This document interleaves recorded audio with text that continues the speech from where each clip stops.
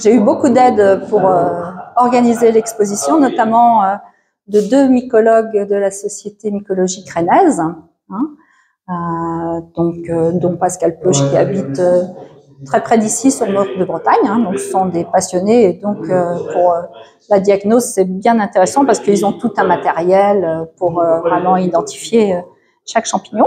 Donc là on a trouvé cela tout dans la même forêt, une forêt entre Loyac et Guignan. Et donc ça fait à peu près 80 variétés là.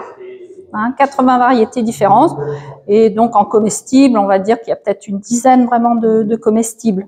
Après, le champignon, ça doit rester un condiment, donc on doit en manger en petite quantité et sur pas tous les jours, quoi. De façon, si on est intolérant, si on n'a pas tous les bonnes enzymes pour digérer les toxines des champignons, pouvoir les éliminer. Il y a des champignons qui étaient bons il y a une trentaine d'années, qui maintenant poussent en plus grande quantité avec le réchauffement climatique, et dont on fait des poêlées chaque jour. Et là, ça peut devenir toxique pour le foie et les reins, même mortel. Les champignons, c'est quelque chose à prendre au sérieux. Ah oui, oui, tout à fait. Et puis, donc, comme je vous disais, c'est vraiment un condiment, une petite portion. Il faut toujours jamais prendre les exemplaires jeunes, parce que souvent, à ce moment-là, ils ne sont pas développés, on peut avoir un risque de confusion. Par exemple, une amanite ou un petit rose, ou enfin tout ce qui est agarique.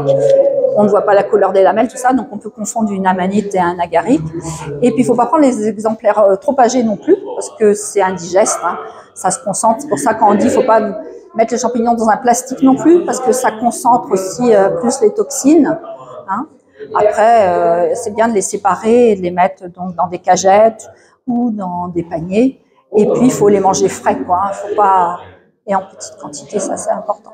Il y a plein de précautions à respecter, j'ai l'impression, alors pour les oui. Mais je pense que plus on les connaît, plus on s'en méfie, parce que il y a des variétés vraiment. Nous, à la faculté, on nous avait toujours appris en pharmacie, là, quelqu'un qui mangeait des meuniers, donc c'est un petit champignon qui pousse le bord des routes, qui sent la farine, pour ça qu'on l'appelle le meunier. Et une personne arrivée à 70 ans, il en est mort de ces meuniers parce qu'il les a confondus avec un clitocide blanc mortel. Mais il était tellement sûr de lui, il en avait toujours mangé, il n'avait jamais rencontré de clitocide blanc. Oui. Donc quand vraiment il y a des mortels dans une famille et qu'il y a des risques de confusion, le jeu n'en vaut pas la chandelle. Il faut mieux se garder les espèces qu'on connaît bien. Et puis des fois bien les cuire. Par exemple, l'amanite, la golmotte, l'amanite rougissante là, elle est bonne, c'est un bon comestible, mais il faut qu'elle soit très cuite. Mais par principe, les amanites, pour vraiment les gens qui connaissent pas, faut pas toucher parce que c'est le risque de confusion. L'amanite phalloïde, il y a tous les mortels. Donc l'amanite phalloïde, l'amanite panthère qui rend bien malade aussi, toxique. Mais l'amanite panthère, on peut la confondre avec l'amanite épaisse qui est bonne. Elle aussi, c'est un bon champignon, mais les risques de confusion sont trop importants. Et justement, quand on n'est pas sûr, on peut venir vous voir pour... Normalement, en pharmacie, disons qu'il n'y a pas beaucoup d'études où on parle des champignons, et c'est vrai qu'au cours de nos études en pharmacie, on a donc 6 ans d'études, on les voit 2 fois, en début de cycle et en fin de cycle. Quelqu'un qui s'y intéresse, on est un petit peu plus à même de répondre. Mais c'est vrai que, il faut tous les ans repartir, c'est un peu comme quand on fait de la botanique, si on veut faire des herbiers et tout ça, il faut y aller régulièrement, parce qu'on oublie très vite, il y a tellement de variétés, et même les mycologues, ils sont là avec leur loupe à regarder, à faire les tests avec les russules notamment, elles se ressemblent beaucoup. Souvent, ils mettent des réactifs chimiques pour vraiment savoir quelle russule on est en possession, quoi. Là, il y a des champignons vraiment impressionnants là, sur cette table. Oui. Là, il y en a un peu en décomposition, mais parce qu'il y a différentes façons de se reproduire pour un champignon. Donc, il y a déjà les champignons à lamelles. Donc, les organes de reproduction sont entre les lamelles, ce sont des petites spores. Et donc, quand le champignon vieillit, il laisse tomber ces spores. Là, par exemple, vous allez voir, là, on voit les spores des cortinaires, la famille des cortinaires. Donc, ça peut être bleu-violet, vous voyez, comme ça. Mais on voit bien déjà qu'il y a un aspect roux un petit peu sous les lamelles. Et donc là, dans l'assiette, il y a le début d'une sporée. Donc ça, c'est un élément de diagnose. Quand on ne connaît pas un champignon, si on se méfie, on se dit, on hésite entre 2 espèces, on fait une sporée. Et par exemple, si on va dire les agariques, les petits roses, ça a une sporée noire, on va les différencier bien sûr des amanites qui ont une sporée blanche. Parce que là, il est rose pâle au départ, voire beige, et plus il vieillit, plus il devient noir à cause des spores de reproduction. Donc les spores peuvent être entre les lamelles, mais sinon elles peuvent être dans des tubes. Donc ça, c'est la famille des bolets, de tous les... Donc les cèpes et les bolets, en fait, ce qu'on appelle cèpes, c'est les 4 meilleurs bolets. Hein, donc, dont le bolet du lys, le cèpe de Bordeaux. Ça, c'est un bolet, le bolet belge, si c'est un bon bolet, c'est pas parce qu'il bleuit qu'il n'est pas bon. Et là, vous voyez, ce sont des tubes, ce sont pas des lamelles. Et les organes de reproduction sont dedans.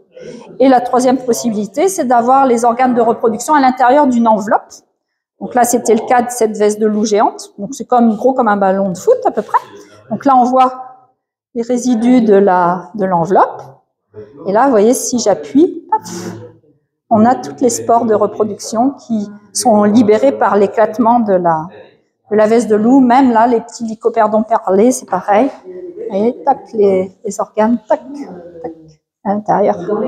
Les élevelles, pareil, là aussi, ça sort également par là, les spores de reproduction.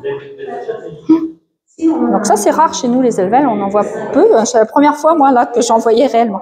Sinon, il y a tous les champignons du bois, pareil. Donc, là, c'est la langue de bœuf, hein, la fistuline hépatique.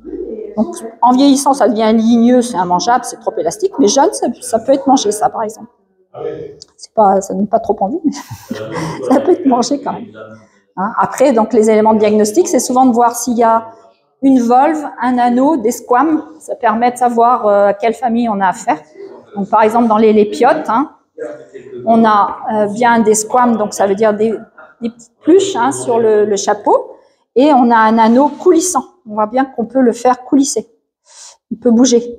Alors que chez les agariques, la famille des petits roses, l'anneau, il n'est pas coulissant. Il est, vous voyez, collé. Si j'enlève, il va se casser. Je ne peux pas le faire coulisser. Donc ça, c'est un élément de différence. Et les amanites, alors il y a des volves en plus. Les volves, alors des fois, ça peut être simplement un renflement du pied, comme ici. Hein, c'est pas vraiment une volve. Mais là, par exemple, celle-ci, on voit bien l'anneau aussi, mais qui est cassé là, qui ne coulisse pas non plus. Il y a bien des squames aussi. Le pied, là aussi, c'est renflé. C'est pour ça que les mycologues disent qu'il ne faut pas couper au couteau le pied.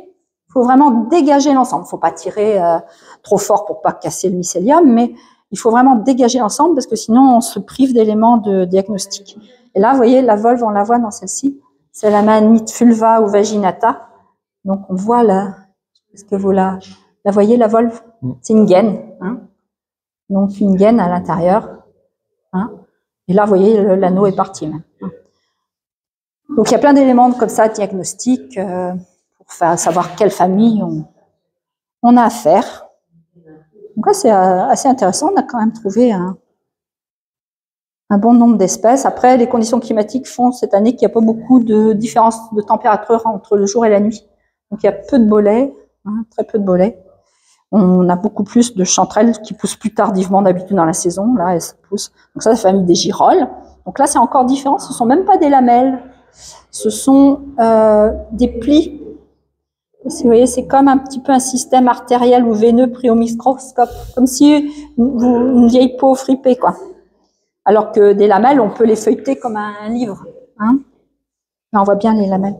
Donc la girolle, là, ça c'est donc la girolle en tube. Et là, c'est la vraie girolle. Là, pareil, vous voyez, c'est un réseau, vous voyez, en haut, on voit bien, sur le bord en haut, un réseau de plis et pas de lamelles.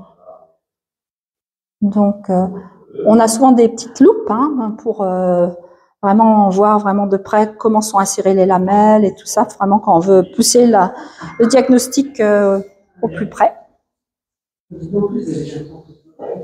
Et donc, il y a les champignons qui poussent à l'intérieur d'œufs au départ, comme ça, là, le phallus impudicus. Et donc après, ils percent cet œuf et ça donne des champignons en général assez malodorants, très soufrés. On sent bien l'odeur. On sent bien l'odeur et quand on se promène dans un bois, on dit il y en a un par là. Et le plâtre, là, venez voir là-bas, pareil, je pense.